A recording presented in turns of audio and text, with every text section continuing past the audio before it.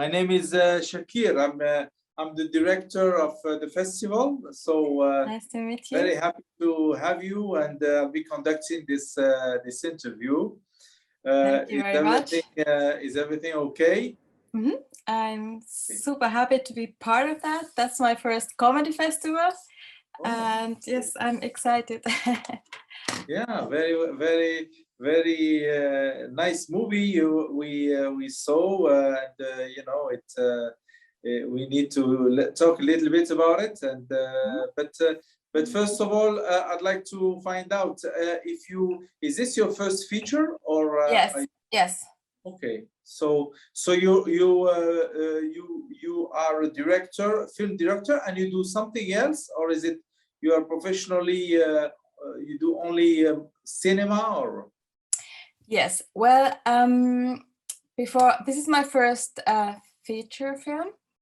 Before that, I did short film animation, documentary animation, and before that, I worked as a designer. So it's really really something new started. So I wish to work as a director. I have my second feature coming and different things. So I hope this is the start.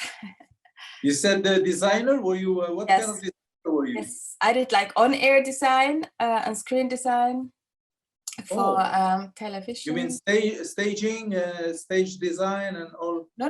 Like Nickelodeon, like on-air design for Nickelodeon, like trailers. I worked with 3D artists. Okay, I got yes, it. Yeah. Like nothing to do with film. Nothing. Okay. It's not the right word, but yes. Very little to do with films. Yes, a little to do. The second feature will be a comedy also, or is it? No. Interestingly, no. Let's see how much I can put in there. I always like when there's some lightness in it, but it's also kind of a heartfelt story for a perspective from one strong character. So I think that's similar to my film, that everything is told. The whole story is kind of seen through one character. So. Yeah. Well, let's talk a little bit about Sweet Disaster, as you called your film. Very interesting story, because it's almost the rom-com film. Yes. Because you know it did start like a romantic comedy, but then somewhere in the middle we knew it wouldn't go towards what a normal romantic comedy how it would finish. So and you were as a matter of fact the subject is a bit. You took some difficult subjects and you talked about them still in this light ambiance that you set. You decided to address pretty heavy stuff, and you know, I congratulate you for those choices, because they're not that easy to make once you're already in this, or once you decide to do your film in a certain light way, genre, then it becomes a little difficult to yes. But you did it, and it's nice. Yes, thanks. Yeah, it was. That's interesting that you say that. First of all, we were always laughing doing it. You know, rom-com is always a boy meets girl, and now it's a girl meets baby. Exactly. Yes, and it's interesting that you say that, because it was really the hardest part of it was kind of the tone, like where to set it. I think when we wrote it, we kind of made the decision with Ruth Thoma, the screenwriter, who's super experienced. What's his name? Sorry. Ruth Thoma. Ruth Thoma. Yeah, she's very famous in Germany. I was lucky enough to get her, and I think we set the tone in writing, and the script, and and all these themes were in there, but I think during shooting, editing, film music, sound design, mix, it was every layer was like, how is the tone, how is it where? No, it can't be that funny there, because it really is not that fun. I mean, having kids is a crazy thing. Like I feel like everybody has their stories. Like it's just crazy. It's just amazing how these little humans come to life, and it's just what mothers have to go through. And I mean, maybe dads also, but this is a film about motherhood. But there's also a lot of loss in this film, in Frida's life and in life around them. But at the end, I think that everybody finds still something, and it's not maybe not the romantic love, but a lot of love, you know. Yeah, I think love at the end prevails, and well, not the maybe not the passionate love between a man and woman, but all other type of loves do prevail, and so it's like a catalog of love, like here's this and this and this. Yeah, exactly. And what brought you to this story? I have to say, it's really, I think you never know where inspiration comes from. In my case, I had finished, I've done my short film, what was about puberty. So it was something totally different, like animation. And then I knew I was able to, I win all these prizes with it, and with the system in Germany, I knew I'm able to get started with a feature film. And there really was just one night I couldn't sleep. My son was like 2 years old. He had just started, I think, to sleep through the nights. And there was this one night I couldn't sleep, like all the different things from my life went through my head, and I was on and off and like not really sleeping. And in the morning, I kind of felt like, wow, I think I have a story. And it took me like weeks till I found time next time to really write everything down. And then I went to my producer, we started to write a little bit. And then with that, I knew I'm not a screenwriter. I knew I really want one. I've been a fan of Ruth Thoma for many years. So we just took our courage together and contacted her and her agency. And we kind of, one step after another, we got to her. And then she kind of took our chaos and put it to this dramaturgic form with dialogues. She's super funny in her dialogues, and I love her. And yeah. Did you? So you didn't really co-write it. You whatever you wrote, you passed it on to her. Yes. And she brought also her her crafts to the project, and then very much so. Okay, well, I kind of created the world, like the characters, but of course in writing there were, I think, one new character come in, and you know, she put the focus. I can't help noticing that the protagonist and you are blondes. Is this on purpose? No, it's I kind of, no, she's from Finland. Yeah, I'm from Finland. Yes, I'm from Finland also. Ah, you're also from Finland. Yes. Okay. And I lived in Berlin, and she come in the beginning of the movie. She comes from Finland to back home, and you know, I've also lived as like Frida, as like urban nomad, like in Berlin. It's a huge city. There are like people from everywhere. What is an urban nomad? Urban nomad, what is it? Well, do you have nomads in your country? Yeah, we do. Sahara. They usually in the Sahara. They go from one place to another on camels. Yeah, exactly the same. But urban nomad goes with a plane from a huge city to another huge city, and this huge city full of life can sometimes be totally empty. Okay. You know, if you don't have family. And I've been living like that. I've got like I never had like a lot of stuff, because I knew I will be moving, and I didn't want anything big houses or a lot of furniture or anything. I would just rather have inflatable furniture where you could just let the air out and then move. Well, very, very interesting. Also, the way you now that you're talking about this way of life, the way you show how Frida, in fact, got support, and is also a kind of person who likes to get involved with the community.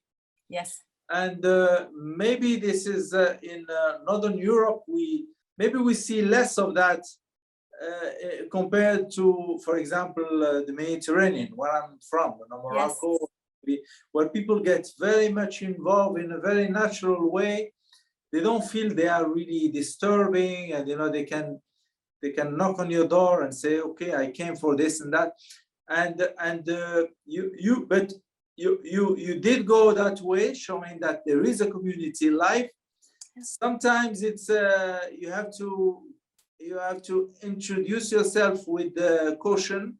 You can't really be but it works. You showed that it works well.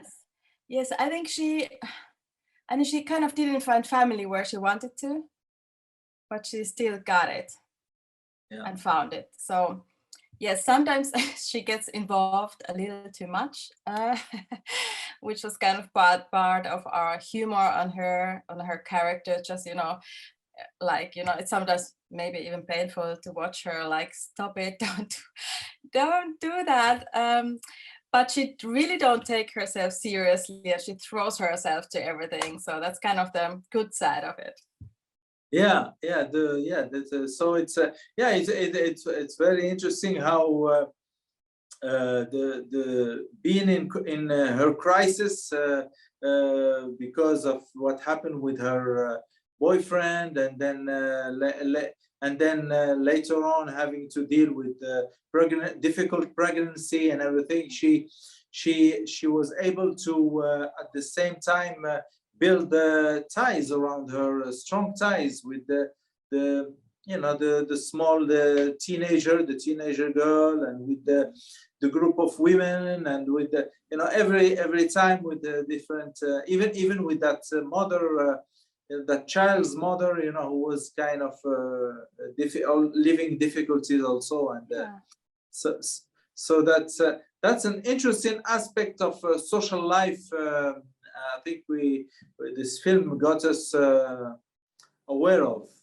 Yes, it may be. That's very interesting. I would love to visit your festival, because I would love to see how the culture is, because this really is from my culture of coming from the north and landing in a huge city where there is like this. There can be this loneliness and these things, and yes, and that's kind of the part of it.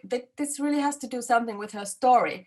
It was really important for me to show this this loneliness, because that's kind of the pressure on her life. And maybe if she would be like surrounded by family, like in your city, that everybody's there and cheering you, and I think this is a moment when you are pregnant, you really need a family, and it's not supposed to. That's the time you're not supposed to be alone. And if she would have this support and family from the beginning, maybe she wouldn't have to do all these crazy things. Maybe she could say like, okay, I have, I am not gonna run after that. But because of her loneliness, I think that's the main reason she kind of gets after there. Went beyond what normally is expected from somebody when he breaks up. I mean, or if she would have not been pregnant, I mean, you can have a heartbreak, but normally you don't go stalking someone with a teenager and the drone. So and putting things in shampoo. And but moms can do amazing things when it's about their child. Like, I knew someone, they left their baby in car and they forgot the keys inside. so she went totally bonkers and broke the window of the car to get her baby out, and her husband was like, oh, what are you doing? Like, I think there is something with these hormones and the babies, like if you think your baby needs something. It is very, very scary thing when you leave a baby, especially when it's hot outside. Yes. I mean, we hear these stories, and obviously, you know, it's a big panic. So let me ask you also about some artistic choices. Maybe this to me it's a way of also bringing some lightness to the movie, but it's very effective and very nice looking when you move to the slow motion. Well, yeah, you did, I think, two things. You did, for one thing, she's a daydreamer, so we see her imagining things, very colorful things, and it's nice. But also sometimes we see her fall or do things in slow motion, you know, and these it reminded me of Mitty's Life. I don't know if you remember that film. What is it called? I think it's called Mitty's Life with the oh God, what's his name? The American. Okay, let me tell you right away. But the idea here is that this choice, very cinematographic choice, was very interesting, and it brought us back to the light. It's the Secret Life of Walter Mitty. I'm sorry, this is what I was going to with the what's the actor's name is very interesting, Ben Stiller. Okay, interesting. I will look that. No, I haven't seen it. Yeah, because it's nice to at one point show us what's in the mind of the character, and sometimes he imagines things very wide, you know, very, very nice, very, you know, the way he'd like the world to be. Well, for example, when she announces that she's pregnant to her boyfriend, and then, you know, she dreams of him opening the window and screaming to the world. Yes. And so what made you make these choices? Because it's they're very effective, by the way. Somebody pointed to me out that I may have something from that myself. And like, that's, well, for the character, it's like her survival mode. I think she has done it like forever. She has a very rich imagination, and that's kind of her survival mode, like just thinking how it is. Like, I think this is the positive thing. You kind of think she will make it. I hoped that there is this thing that you kind of know she will be a great mom. She just has to go through this, maybe some pain and sorrow, to accept the fact that these are alone, but she can do it. And I mean, she really don't take herself seriously, like myself. and this is like this is, for me as an artist, this world what I want to create. Like, I want to create, like, I mean, film and cinematic world is amazing way of painting pictures that don't exist. So I really love that, and I hope I can explore that more in the future. And sometimes it can be very minimalized, and sometimes, for me in this film, it was like more is more. Like I had everything. I had 3D CGA. I had like stop trick animation. Well, maybe it's maybe a background, but at the same time, it's to many storytellers, it's risky, you know, when you go from normal narration to like you want to stop it and show something that is almost fantasy, in a fantasy world, and then go back and still keep that narration going as it should. It's not easy. No. I'm so happy I had my screenwriter, and then I had like really brave, my camera woman was, I felt like everybody who worked in my film were really brave, because this was not the film what was gonna be like every film, you know, and because I took really risks. I just sometimes decided, okay, I would just do it. I don't care if it don't fit like this and everybody knows it don't feel safe. Like I just wanted to be free from everything and just put it there, and now it's done. I can't change it. And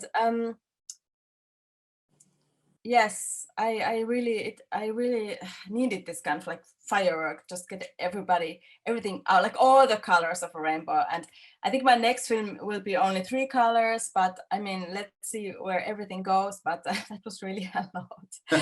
Just a lot for production, and we had babies in every age in set, and children, and different kind of children, and it was but it was very it was a positive.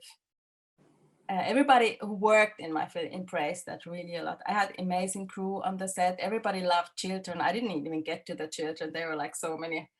So many. Also, that was very, very difficult and nice, very nice atmosphere that you put them in this small kindergarten where kids are. You know, you can't really direct them, can you? Yes. This may be how say. I maybe this is something I wish would be like.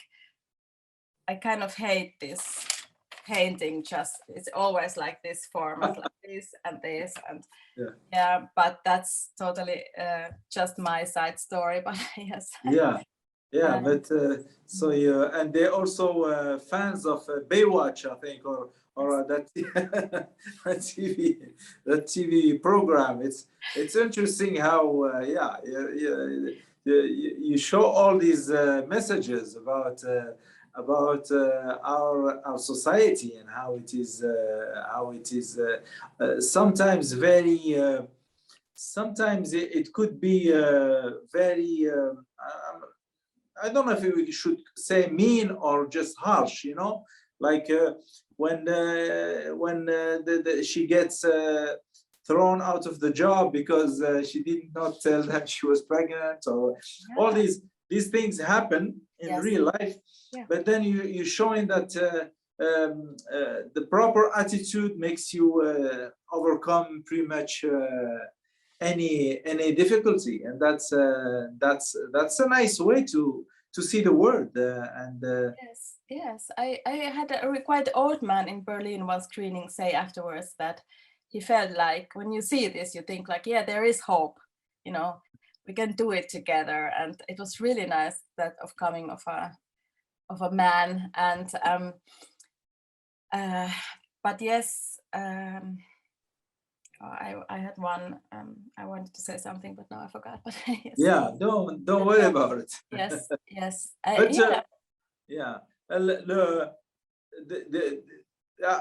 You almost left it a bit open, also the movie, because we saw that okay, now she's fine, baby's fine, but what is she going to be in love again, or you know, we feel she has now this friend, male friend, who works with her, and maybe things can happen, but it's but anyway, she's over the the crush that that she suffered. I mean, I wanted to say to the question before that she kind of always, you can blame her, things getting harder, because she kind of happened to make every mistake you can do, like not take care of herself, you know, not be, you know, she didn't know how to deal with that at all. So yes, but it is hard. I think, for example, living in Berlin, the life is also really hard. It's not easy if you're alone, and sometimes like my film been very successful in the USA, and I feel like they can kind of understand it, that there is like not this security. Like I think in Northern Europe, everybody has security for everything, and for their health insurance, and for their house, and for a car, and da da da. So sometimes I'm wondering if they kind of, can they still, because me as an artist, life has always been very fragile, you know, me living without my family in another country as an artist, even though it's a kind of the first world. But of course it's different. I'm just, you know, telling this story out of my culture. But yes, what was the second question? Sorry. No, but you're right on pointing to those things, because I guess this is a reflection maybe of your experiences also, and you are honest enough to not to embellish the whole story, and obviously show how you know, she's having problems, you know, that maybe a mother to be should not have, like telling her, okay, you need to leave the apartment because there are only two of you. I'm human. The apartment's 75 meters is too big for you guys, and it's a woman telling her that. It's you know, it's kind of very cold kind of reality that yes, and to be there lonely. I mean, it's like, I think you need the family or you need a lot of money, and she kind of don't have both. So yeah, no, you ask about her finding love. In the end, we kind of wanted her to make through this process without you know, love interest on her side clearly. Yet I kind of wanted her to, I so wished her to have someone. No? Yeah. It was just it just came out of our feeling. I just wish her someone at the end. If nobody knows, I don't know if it goes well or whatever, but it's like,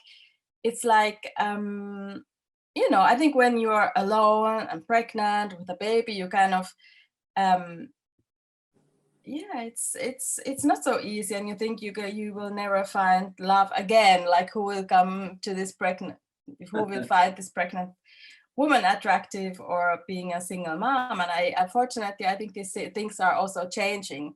I mean, it's a cultural and in history an interesting theme, what has happened with single moms. And I mean, nowadays in our culture, I don't know how it is in your culture, but we also have single dads, and so things are changing in many ways. But you mean the single dads that get through justice the right to keep the kids?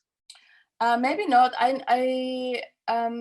Yeah, yes, also that, but there are dads who are very involved, and you know, sometimes there are dads who have only have the children and things like that. So maybe like that. But this is my view. I mean, this is also my generation. It's also a film for my generation, maybe. Yeah, but it's true that she's Frida is seems such a good person that we wish for her. Or we wish a man could find her. You know, it would be for men something very nice to find a woman like that. Yeah, and she is great. I mean, she thinks for everybody, and she wants everybody, takes care of everybody. She with can her own methods. Yeah, well, that's wonderful. I hope the audience and the jury will like your film just like I liked it. Thank you so much. And we wish you the best luck for your film. And you told me the next project will be a feature, but more of a drama type of feature.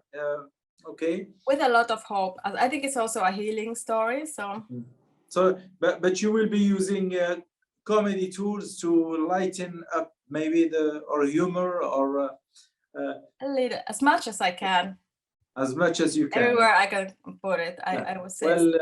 Well, we are always very interested in how comedy can be a full genre, but also how using comedy can enrich any kind of film if it's well done, if it's done the right time and the right place. And yeah, it can be like a door opener to your heart or something like. I love it. these kind of films are my favorite films. So yeah, happy you have this festival and we, and this time we couldn't have you with us because we don't have the means yet to bring in directors, but hopefully in the future years you'll be making films, and maybe you can submit again, and hopefully we'll get to see you and meet you, and thanks again for being with us today, and for your film, and I wish you the best luck in your career, and see you very soon. Okay. Yes, thank you very much. Take Bye care. bye. Take care. Bye bye. Bye bye. Bye.